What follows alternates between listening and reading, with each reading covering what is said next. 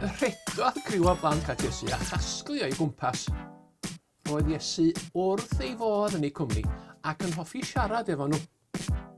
Ond roedd ffrindiau agos Iesu'n flin efo'r plant a dechreuon nhw eu hel i ffwrdd. Ond meddai Iesu, da chi, peidiwch â rhwystro'r hen blantos rhag dod ata i. Peidiwch i ameiddio i stopio.